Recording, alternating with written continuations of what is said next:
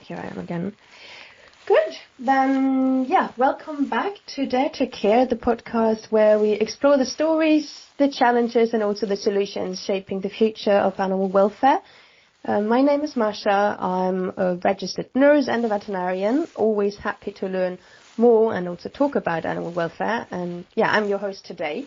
And today we're diving into a topic that's often overlooked in discussions about wildlife rescue. Specifically today about the mental health of animals who have survived trauma. I would say that many of us are familiar with the physical rehabilitation that rescued wildlife undergo, so that means then the emergency veterinary treatments to also long-term medical care. But the question is here: what about the psychological healing, and also what does trauma look like in non-human animals? I think that's something really hard to imagine, and also how do we support then their emotional recovery? So to help us unpack this, we're joined by someone who has dedicated her career to caring for some of the, maybe I would say, most traumatized animals in the world, the bears rescued from bile farms, and her work places an extraordinary emphasis not only on their physical health but on their mental and also behavioural well-being. So maybe an approach that will reshape what sanctuaries or sanctuary medicine can and should look like. So I'm really happy that you're here, that you're taking the time. We had some challenges with the time difference, but here we are, Friday morning for me, afternoon for you. Welcome, Sarah. I'm happy to meet you. Thank you, Masha. Nice to meet you too, and thank you for inviting me on. It's definitely a topic that I'm really passionate about. Yeah, I think I came across it when I was reading a LinkedIn post from you a couple of weeks ago, and I mean during my study, for example, mental health in regard to companion animals was something that was taught, but in regard to rescued wildlife, I'm also kind of not maybe unaware of that it's important, but I haven't really learned that much about it, so I'm really curious to learn more. But first maybe let us know about your workplace, the organization you're working for, but then also what exactly do you do there? What is your position? So, as you see, my name is Sarah and I work for Animals Asia.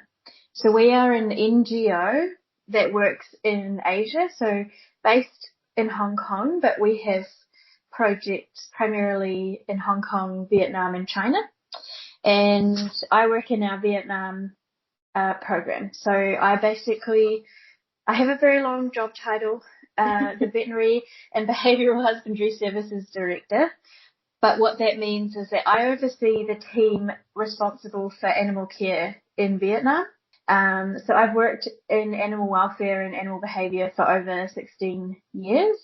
And for the past nearly 9 of those, it's been focused on helping rescued bears rebuild trust and confidence after years of trauma. So I actually am a qualified vet nurse as well. I feel a little bit like I wouldn't practice anything these days, but it's still something very interesting to me, intertwining veterinary medicine and behaviour. So what does your daily routine at work looks like? Is there even a daily routine, or is every day differently? Yeah, every day is different. And for me, these days, I do a lot more office-bound stuff and a lot of more oversight. So not as hands-on as I used to be. But what my team is out there doing is looking at our rescued bear populations, our rescued elephants, because we also have an ethical elephant tourism project, and working with some government rescue centre partners. Always trying to build the capacity of those around us and improve the lives of the animals. So each project we work with is really in a different stage. So every day looks different for everyone. And for you, the topic of animal welfare, has it been there from the start, or was it something that kind of came along and that you also had to I mean, of course, it's always a journey of learning and experience and collecting experiences. But maybe how would you describe your journey? I think my perspective of what animal welfare looks like has changed over the years. So back when I, first started working with animals, we were looking at the 5 domains, freedom from hunger, thirst, blah, blah, blah. And, that's very much an ambulance at the bottom of the cliff type situation and then when I was working in Wellington, I had the opportunity to become part of our zoo animal welfare committee, and I was particularly lucky through that because Professor David Mellor, who was one of the key minds behind coming up with the 5 domains, and his colleague Naya Beausoleil were part of that committee. And so I got to directly learn from the people who created the 5 domains model. And that was the first time to me that I'd seen something that really brought in an animal's affective state, their mental health, into what we were assessing. So I really liked that a lot. And I've actually been doing some study on the side of work through Edinburgh University, and it's been really interesting as well. We're doing clinical animal behaviour, which is basically a sort of non-veterinary behaviourist postgrad diploma, and it's kind of pulling everything all together for me into a neat little package. Yeah. Yeah, no, that makes totally sense.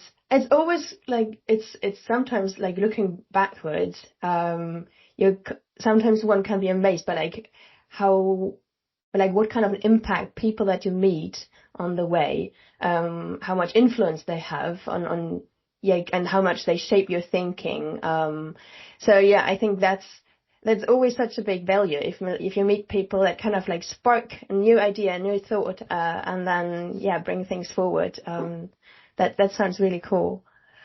And so then now in your work, so we won't talk that much about the physical rehabilitation of your bears, but again maybe practically, how does this looks like in a sanctuary medicine now, specifically for bears also. It's kind of funny because I think that's the 3rd episode where we try to like talk mainly about bears. So this is kind of the species that becomes like really, really important for me this year. Maybe it's the year of the bear for me. So in the day-to-day context of sanctuary medicine, how do you make sure that also mental well-being is being looked at? So what I really love about Animals Asia and about our team here in Vietnam is it's not just about veterinary medicine. Our veterinary team and our behaviour team work incredibly closely together, and there's a lot of trust between the team. So when we as behaviourists notice things that are concerning to us, we bring them to our veterinary team, and they're always very supportive of basically what we're seeing, what we're explaining to them. So how have you built this trust? Because usually those professions, they learn in their bubble, they get educated in their bubbles. How do you make them actually collaborate? So how do you ensure that this is the trust is ongoing, because people come and go? We always approach things very evidence-based. And one of the first things that we'll do when we notice a bear that we're concerned about is create, or fill in, I should say, form that we have. It's a problem-solving aberrant behaviour form. And basically what it does is it sets out the specific problem that we're seeing, and then it provides history, it provides potential reasons that this behaviour might have developed, potential reasons that the behaviour is continuing, what's reinforcing for the bear, and then it goes into what things we might try, like all the different things. So it shows the vets that we've considered from a behavioural perspective what kind of husbandry and management techniques might we try. So whether it's different enrichment or training or different husbandry practices or group moves or, anything, along with anything that we sort of think could help from a veterinary perspective, whether that is a pain management trial or a behavioural medication, because as I'm sure many of you vets know, that one of the biggest causes of problem behaviours, at least in companion animals, is linked to pain. So yeah, really important to always work together. Yeah. By the way, how many bears are under your care at the moment? Like, just to like have an idea of the numbers. So in Vietnam, we have got 2 sanctuaries. So in Tam Dao, our original sanctuary, we have 178 bears. And in Bac Ma, which is our newest sanctuary, opened in 2023, 13. So. Oh, okay, that's a difference. Yeah, wow. Yeah. And I don't know, can you see like a trend? Are the numbers still increasing, or can you see like less and less bears being used for like bile production? The industry is definitely in decline. There's only around 150 bears left on biofarms now. And so one of the amazing things the Vietnamese government did many, many years ago was to actually make the practice of taking bile illegal. But back then there weren't any sanctuaries for bears to go to, so they had to say, you can keep your bear, it has to be microchipped, but you have to stop taking bile. And so now our bears that we get mostly are becoming voluntary transfers as people realise that the industry is at an end. And yeah.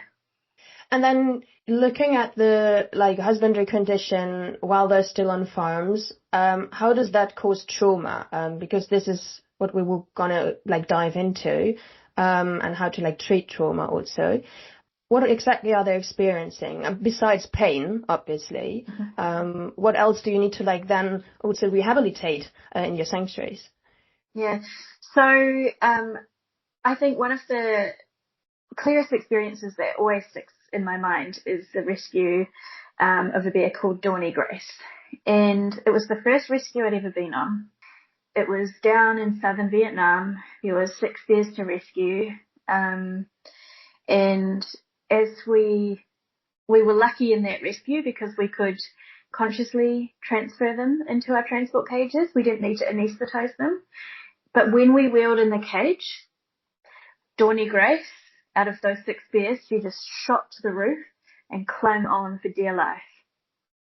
And I just couldn't understand what was happening and why she was doing that. So I asked our country director, and he said to me, look, that's just a really clear sign that she's had bile extracted many, many times. And so there must be something about the way that they anaesthetize them, or the way they set up for anaesthetizing them, that that metallic sound really triggered her. And that's something that we've seen in a lot of different bears, metallic sounds being triggers for really surprising behavioural responses. And so I did manage to convince Dawny Grace to come down and enter the transport cage, and she's doing amazingly now. But it's just little things like that. And, you know, it being described to me how the anesthesia happens. These bears are roped and held down, basically like lassoed almost, and pulled forward and held down until they can be jabbed. So, you know, they're not having great experiences with people when they're coming from proper, true bile farms. And then, as well as that sort of trauma of what happens to them when they're anaesthetized to have their bile taken, there's just the general trauma of a complete lack of stimulation. So many of the bears, you know, I remember a rescue where they're just kept in a back room in a dark shed, completely, you know, behind someone's house, out of sight, out of mind. Paddington, she was a bear a few years ago, and she was in this dark shed out the back. We had to anaesthetize her and carry her out to the transport cage, and there's just nothing there for them. There's no food, or very little food, not food every day, not water every day, not water all the time. nothing to do. No enrichment, no toys, no natural materials, no bedding, no nothing. So dark and damp and dirty and just nothing to do. It creates a kind of psychological trauma as well as, something very scary happening to you. I just was wondering, do those bears, like who used to live on bile farms, are they captive bred or are they also still wild captured? There's not a lot of success in Vietnam in captive breeding of bears, so it's generally thought that they're all captured from the wild. Oh, interesting. Yeah. Yeah, most likely it's very young bears. Mm-hmm. But we do have more than one bear who is missing some part of their limb due to a snare wound. So. Oh, okay. Yeah. Mm. Yeah, I mean, I was wondering if one scenario is like less worse than the other, but I think both scenarios, like, doesn't matter if you're like captive bred or like from the wild that you've experienced for a little bit and then you're in that under human care, doesn't matter. It's both not the really best thing to experience. No, not quite. So when those bears then come to your place, how do you assess, first of all, the mental health? You have described like some very obvious behavioural symptoms, I could say. What else do you see or experience, and what are kind of like the indicators maybe for you to assess the mental well-being of those bears? Yeah, that's a really great question. We don't have anything like formal.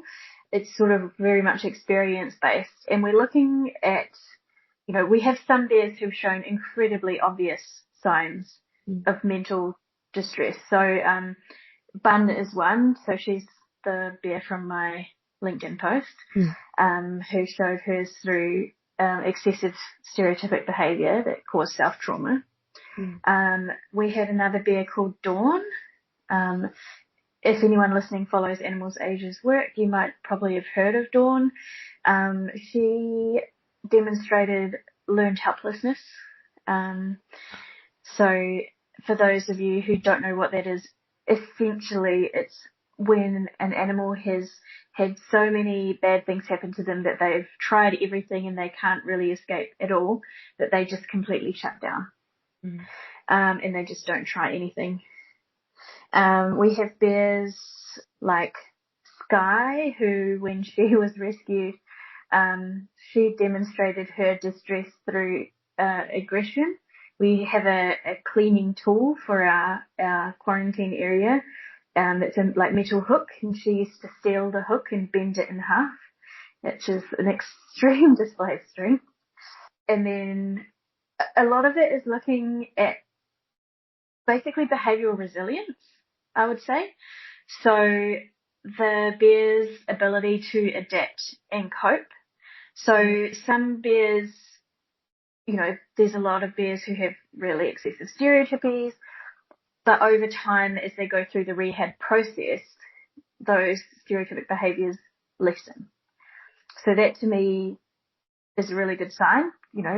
Rehab takes time, but some bears that doesn't change, or we get a lot of aggression, or we just get an inability to cope with anything new, not being comfortable to walk into a transport cage. Or we had one bear, Anne-Marie, Cubby Leo, sorry.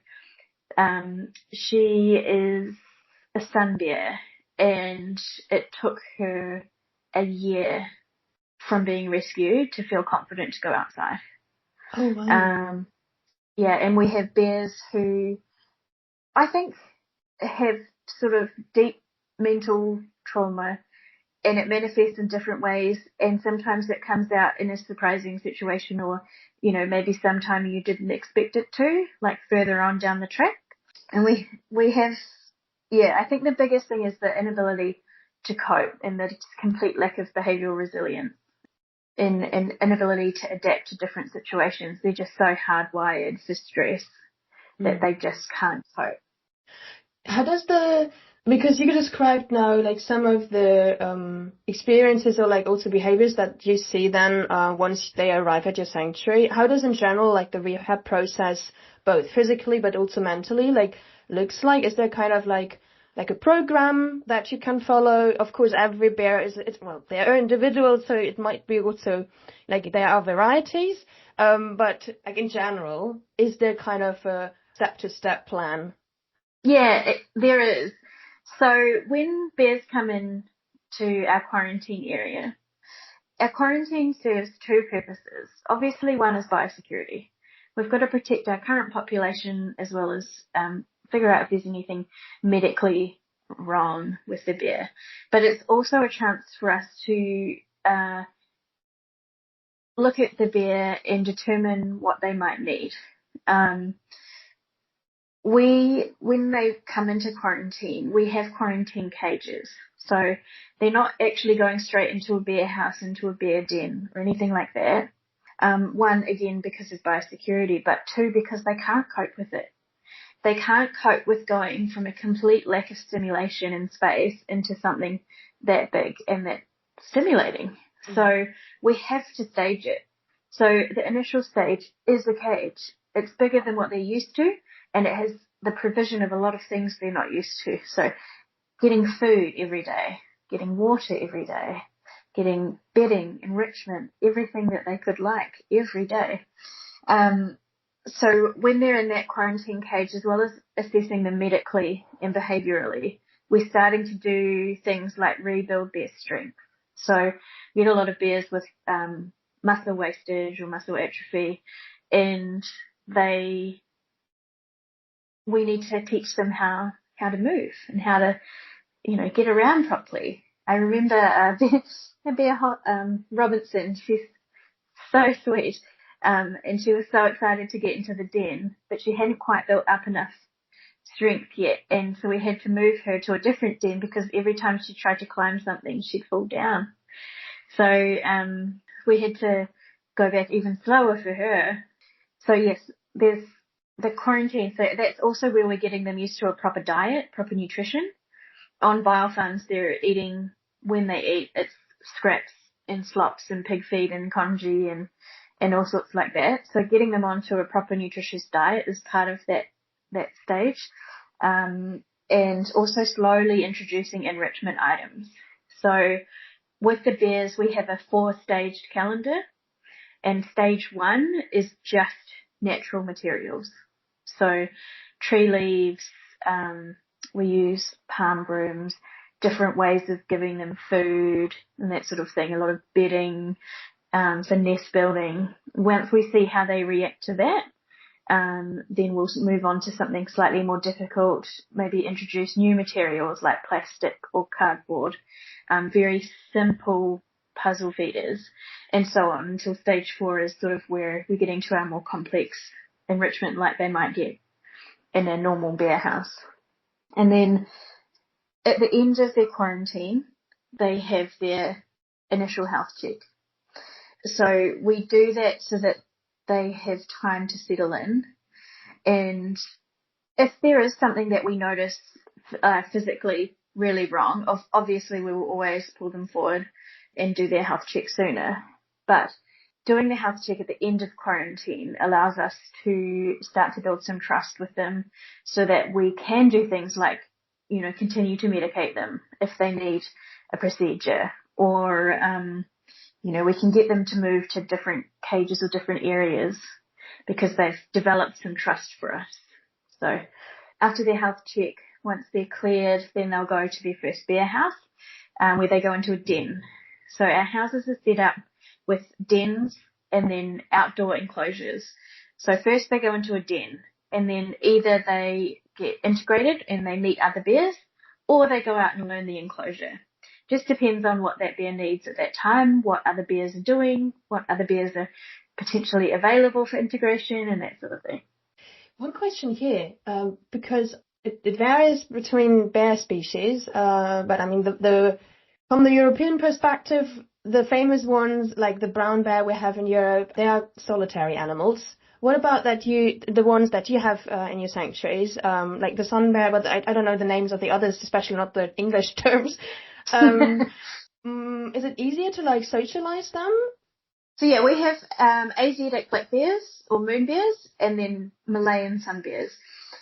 And well, not really the science, because it's very hard to study bears sometimes, but a lot of people do say yes, bears are a solitary species. However, we do know that they congregate at areas of plentiful resource. So a really good example of that is in Alaska, the salmon runs, when the salmon are all spawning, and a lot of bears gather around. And bears do have a really rich repertoire of social communication and social behaviours. So when you take away their need to compete, we've found that a lot of bears very, very much enjoy being social. They'll learn from each other. We see a lot of social learning, and we see them really start to thrive. And so that's sort of how we do hold large groups of bears, is that we remove the need to compete for resources. So we have more than enough food, more than enough enrichment, more than enough resting spaces, and always very close monitoring. Group living suits most bears, doesn't suit some, so we find another solution. Some of the bears that I've seen though, they just shine once they find their friend. It's very, very sweet to see. Yeah, so like we have a little sun bear called Sassy, and she was rescued as a cub, and I would say she was very severely traumatized. And for years, I can't just describe how she's feeling, but if I looked at her and I think about how she behaves and acts, I would say if she was a person, I would be curious that she has anxiety. But when she got her first friend, Layla, it really helped her. And we see that a lot in our bears, where having that companionship really helps them. And how old do the bears get in your care, under your care? Yeah, how many decades do they actually then stay with you? Yeah, so it's generally accepted in the wild that they'll live for about 20 to 30 years. And I'm sure that healthy, like zoo bears probably live 30 or longer. We're sort of saying once a bear gets to 20, we're starting to consider them geriatric. And we have a few bears up at 30 years old or near 30 years old, some of whom are, showing no signs of old age. Some of them who look very sprightly and happy. So I guess, yeah, it's interesting watching the bile bears, because you do see young bears having old age health issues because of how they were raised. Like a couple of minutes ago, you mentioned the team members, observing the animals, also making sure that during the rehab phases, also when to assess, when to intervene, also then, the medical aspect. Those people working at your place, I was wondering, how does education on bear knowledge from the behavioural side, mental aspects, but also then from the veterinarian perspective, is this something that you teach them, or how does the education works for those people who either already work for you, but then also maybe for those who want to work in that field of bear medicine? Yeah, so the majority of our staff are Vietnamese, and we're really proud of that and proud of our team and how far they've come. So if I think about our bear carers, so they're our behaviour team, kind of the zookeeper equivalent. Most of them don't have any education past high school, and a lot of them come from a farming background, whether that's sort of vegetables or animals or rice, lots of rice. And they learn on the job. And as we introduce these concepts, so not just about mental health, but we introduced positive reinforcement training, and then they picked that up really well, and then we adapted how we do that training, moving from, training for compliance to, get them to do certain things, to giving them a choice whether they want to train or not train, whether they want that specific, thing to touch them or not touch them. They've been amazing. They are, I think one of the things we really try to do is help them to feel empowered and feel heard. So, they're bringing their thoughts and their ideas and their opinions, to their managers, and being listened to and respected, and it's beautiful. And we also run a Vietnamese veterinary and veterinary nurse internship program. So traditionally, we've had an expat team basically in charge of all of these things at the sanctuaries. But, the Vietnamese team are amazing. They should be doing this stuff, and they are doing it, as they've learned through these programs. So, our Tam Dao sanctuary now has a Vietnamese vet team, and my team of expats, we've gone from doers into teachers, and really empowering our team, and it's just been an amazing process, and watching them think and problem solve it's just been great.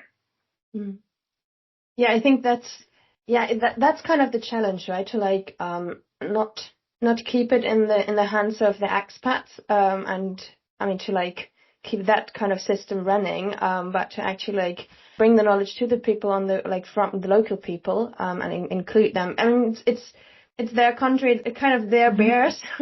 So it's wonderful to see then also them to take over that responsibility, but also to enjoy working with those animals that are part. Maybe you could say also they are part of their cultural heritage because they are from that country. That's wonderful to hear. Yeah, it's great. I mean, the only reason that we've got the knowledge that we do is because of the opportunities that we've had in our own countries. And I'm not smarter or better than anyone. I've just had an opportunity given to me that was, amazing and life-changing in terms of my study and experiences in New Zealand. And so I want to be able to provide those opportunities to all of our Vietnamese team. And, they can do what I can do. No problem. They just need someone to take the time to teach them and guide them and help them. Okay, so now maybe let's dive into the pharmaceutical questions, or section of questions, because there are two ways of how to deal with trauma. One is maybe to just do training, behavioral training, make them more comfortable, bears comfortable with certain situations or tasks maybe that they also need to do in order to then later on to be easier handled. But then also the other approach that you could use are actually also pharmaceuticals, or drugs. And you've mentioned in that post that I've read that you use behavioral medications, and sometimes there is a debate going on about using medication for trauma. Is that even something you can use in animals for trauma? So maybe you can go with us through the decision-making process of when do you decide to use medication for a bear? And then also what kind of medication is even available? I think that's also a big question. Yeah. So I'm going to just sort of, add a disclaimer to this, that I'm not a vet, right? So I'm not going to know the technical things, but I can tell you our experiences. So in terms of when we decide to use medication, it's very much, again, a discussion between the behaviour team who are seeing the signs and them, the behaviour team, needing to be able to really say to the vet what they're seeing in a way that the vet can understand why that's a sign of trauma. And so in the past, and again, this is something that is learning and evolving even for us, right? We don't have all the answers. We just, are doing our best to try and help the bears, and this is what we've done that's been working for us. So generally when a bear comes into quarantine, reaching for behavioural medication is not the first thing we do, because it's just been such a, it's been a big change anyway, and so sometimes they just need time. Mm-hmm. However, recently, pretty much from Bun's case onwards, we kind of found, so I did a course on the impacts of stress on behaviour, and basically one of the really key things that stuck in my mind is that stressed animals, stressed humans, can't learn. They cannot learn, because everything about them is stuck in a sort of fight or flight response. Then they're not in a headspace to be able to learn. Mm. And so how can you expect a bear to adapt to a new situation if they're too stuck in that stressed headspace? So some bears come in and they're very adaptable. Bears are amazing and forgiving. I just don't know how sometimes they're so forgiving, based on what they've gone through, but they are. But when we have a bear who comes in who just seems so incredibly stressed that they're not going to be able to learn, then we will consider behavioural medication. So that bear that I mentioned, Dawn, she was one who we almost immediately put on behavioural medication. Also because it takes 6 weeks to kick in, right? It doesn't help straight away, or the things that we can get access to in Vietnam don't help straight away. So it's not the first thing we reach to where possible. We try other techniques first. So like I said about our form we fill in, we sort of go through a list of what are we going to try first. And so we've also begun to use it more in some of our current population of bears when there's something we haven't been able to solve with any sort of husbandry related procedure. And it's, I don't speak bear, no one speaks bear. And so sometimes it's just a trial to see if something will help. So we have a bear called Jane, and she shows a head swaying behaviour at a similar time every year. And at that time, it becomes compulsive, right? So she can't stop herself. So even though we tried different group for her, we tried giving her enrichment, we tried giving her extra food, we tried doing all these things, she would come and take the enrichment, but then she would go straight back to her spot with her enrichment in the mouth, head swaying.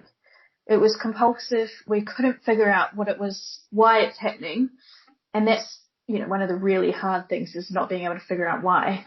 But we thought, okay, let's try this. And it worked. So, now we have her for that season having those medications.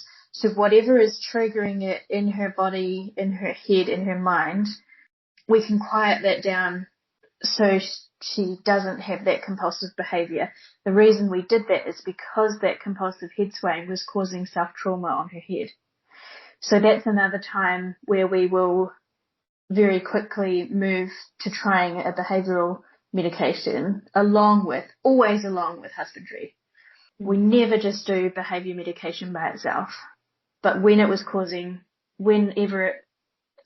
that bear is doing is causing trauma to itself, then that is when we'd use it.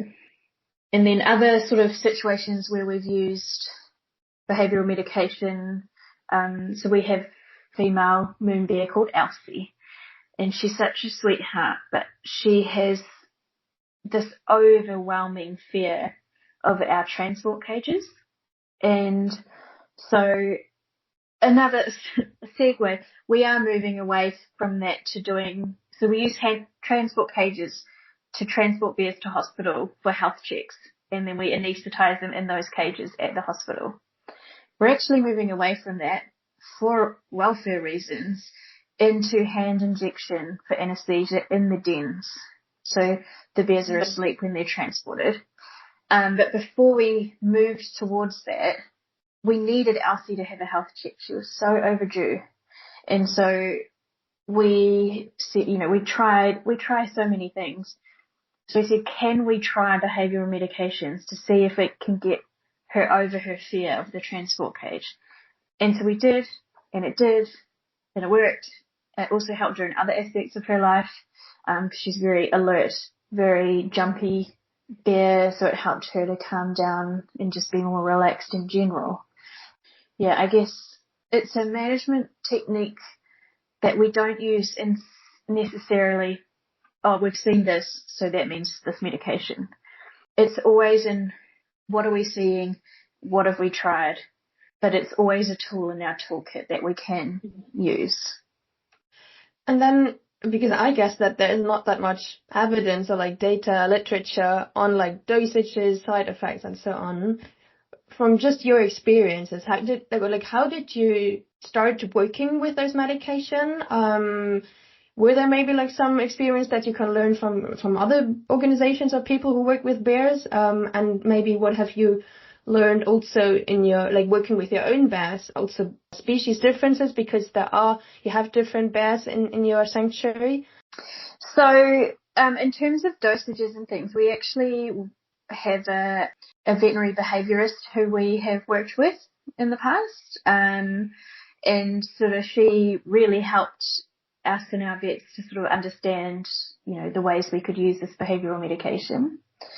A lot of the medications we use for the bears, we don't have data from bears because it just, it just doesn't exist out there. So we often use dog doses, dog rates as well, because dog medicine and bear medicine are actually very, very similar, we've found. So yeah, we're using a lot of information and evidence from dogs and extrapolating that to bears. Species differences, haven't seen any so far. We haven't really used it. We've only used it in 2 sun bears. So it's, we haven't used it. We've got 178 bears, and I think maybe 10, maybe 15 have been on it at some point ever. So it's, it's not like huge numbers that we're putting on. Yeah. But there are individual differences in that some bears it just doesn't work for, or whatever that particular thing is that's happening, it doesn't work for. And so that's okay, it doesn't work, back to the drawing board, try something else. So the 2 medications that we can get access to in Vietnam are fluoxetine and amitriptyline. I know that there are others out there that I'm sure would be amazing to try, but Vietnam doesn't have them. So those 2 are what we use. And generally, preferentially, fluoxetine. We use gabapentin a lot, more for pain relief than behaviour. It doesn't seem to do a lot for bears in terms of behaviour, maybe slightly, but fluoxetine has been better for us. You've mentioned the example of one bear that doesn't or didn't really like going into one of the cages for like the transport cages, and that used medication to like help her overcome that fear or like whatever was triggered. With medication that is being used in humans, antidepressants, for example, it's a long-term medication. How does it work with the bears? Is it then also long-term medication? Because it also, as you said, it takes time to like get the level of medication in the bears. Or is it possible to only like treat them for a couple of months until they have come the triggers or they have changed their behavior, and then you also reduce the amount again? I also assume it's kind of challenging because, as you said, you can't speak bear, so you can't ask them. So it's a lot of observation, taking time, adapting the dosage and everything. But for the 10 or 15 bears that take or took the medication, is it now like an ongoing drug they have to take for the rest of their life? So far, no. But we have had bears on long term. For example, with Elsie, the bear with the transport cage fear, because we saw such significant positive changes in her behaviour in general, once she was comfortable with the transport cage, we didn't stop it. So we left her on, it was at least a year, and then slowly started to wean her off. And what we were looking for is if her behaviour reverted. So if her behaviour reverted, if she was fearful of the transport cage again, if she went back to being very alert and anxious and jumpy when she was foraging again, that sort of thing, then we would have stopped and maintained her basically on the lowest possible dose. However, so far with the bears, we've seen kind of be able to learn and get over that hump, I guess. Whereas my dog, she's a rescue dog, she's been on fluoxetine for a few years. I recently tried to wean her off to see how she would go. Oh boy, it did not work. So I think she might be a lifer. But yeah, so we wouldn't, how do I say this? We wouldn't not keep them on. Yeah. Like if it was necessary, we would keep them on. But so far, when we've done the weaning process, we have specific behavioural cues and identifiers that we're looking for, and any regression would mean we go back on. So we have a bear at our back mare sanctuary called Lally. She was on, or she is on fluoxetine. We did start trying to wean her, and we did see regression. So we put her back on. And so for her, maybe that's just something that she will have long term. But, you know, where possible, we do try to wean them off if we can. If we can't, then we can't. And we do what's best for the bear. I think one of the last questions I have for you right now is, it's, I think, more an ethical question, because, yeah, some might argue, or like we hesitate to use psychiatric medications in animals, especially fearing, and I think it's a valid argument to like consider, yeah, the fearing of like anthropomorphism, wow, that's a tongue twist, to like humanize animals, because this is happening with companion animals, and then it's always the question like how far do you go with that of like looking at an like non-human animal and still see the non-human animal, or yeah, see too much of a human in there and like interpret too much of a human behavior in there. How would you address those people like having that fear or concern? So really, it's a really good question, and it's definitely something I actually had a really big conversation with my boss about, because she was worried about that with her own cats at home, you know, putting them on this kind of medication. But for me, animals, they're sentient beings. They have their own rich emotional lives, and there is scientific literature backing that up. And while I can't know that a bear is happy, a bear is sad, I can use my knowledge of bear behaviour, natural wild bear behaviour, captive bear behaviour, and I guess what's intrinsically important to bears to kind of infer that. And we never, it's actually a really big thing in our centre. We never say, oh, you know, Elsie's happy today. We say, I think Elsie's feeling happy because I can see these behaviours from her, right? So we're always recognising that animals do have emotions, but I'm a human and I can't know for sure. But using my knowledge, this is what I think is happening. And, you know, humans, it's well accepted in humans that mental health is, you know, really big. It's a really big thing. And it is something that, you know, even in humans, people struggle to ask for help or struggle to, you know, use medications and things. But I just think that, is it fair not to? If you have a tool available to use to make someone, whether it's a human or an animal, feel better, and you don't use it because of your own personal ethics, is that actually fair? Right? It's a really hard question though, and a really interesting debate. But for me, I just think, is it fair to have a tool available and not use it? Yeah, no, that's a valid point. Yeah. No, that's a really good argument. Yeah, I would love now to like ask exactly this question to someone of the other party and get their answer. Yeah. But then now speaking to the audience, maybe, for the last couple of minutes, who are listening, not only veterinarians or like students, but like anyone who works with animals, maybe, who's involved, maybe has a pet, whatever. What practical steps can they take to integrate mental health awareness into their own practice? So like work related, but maybe also just like in private life, dealing with animals. I think it's not about making animals human, but recognize that all sentient beings respond to trauma and safety in similar ways. So it's, I guess, for me, it's always about learning and continuing to learn.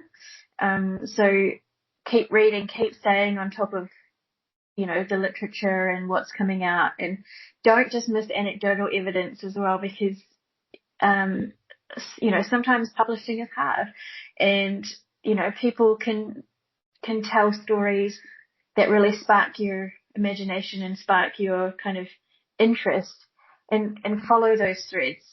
And I think just keep it in your mind.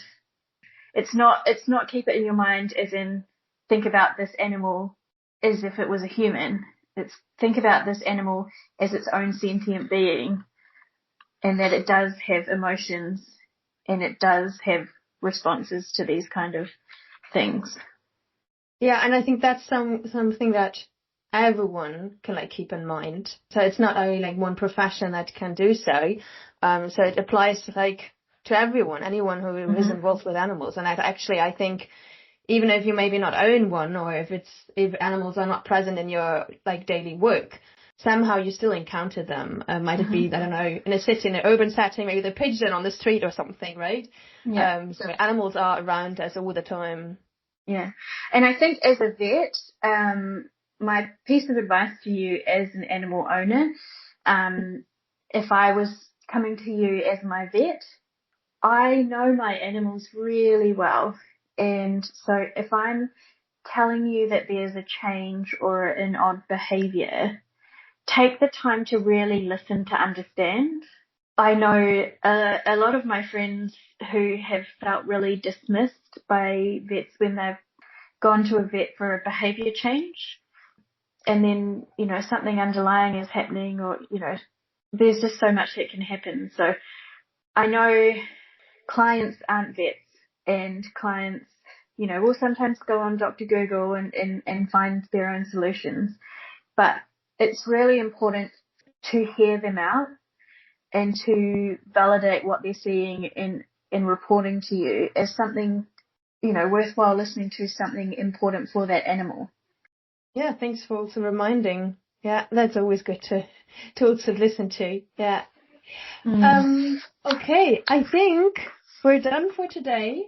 For my morning, for your afternoon. It was really a pleasure to like listen to you. And yeah, thanks really a lot for sharing knowledge, but also just like personal experiences. It doesn't need to have to be, I think all the time people are like guests here and I kind of almost apologize for not being veterinarians. I'm like, that's not the point here. Like I want to like also listen to other voices. So I'm really, really glad that you took the time. It was lovely meeting you. And for anyone who is listening that's interested in Animals Asia and our work, you can find us at animalsasia.org and on LinkedIn or Instagram. We're always sharing stories from the sanctuaries and our progress towards ending bear bar farming and elephant riding. So listen along and follow our journey and join in with us. Thank you. There will definitely also be a bunch of links in the description. So for everyone who's interested to learn more, read more, listen maybe to other podcast episodes of Sarah's, you will find them. So yeah, that's it for today on Dare to Care. Thank you for taking the time also to listen again, and I hope you've taken something away with you, gained new insights as I did, and you have plenty to talk about because I believe sharing knowledge, sharing ideas and thoughts is so important to like spread the word. And I've already mentioned the links in the description and more information in the show notes. Take a look. If you've liked what you heard today, then give us a lovely review and 5 stars I'd also love to hear your thoughts, questions, if you have feedback, either in the comments or by email to podcast.daretocare@gmail.com, or also on Instagram at daretocare_podcast. You can also follow us on Instagram if you don't want to miss the next episode. So yeah, see you next time. And remember, we need to stand up for others, especially for the non-human animals among us. Bye bye.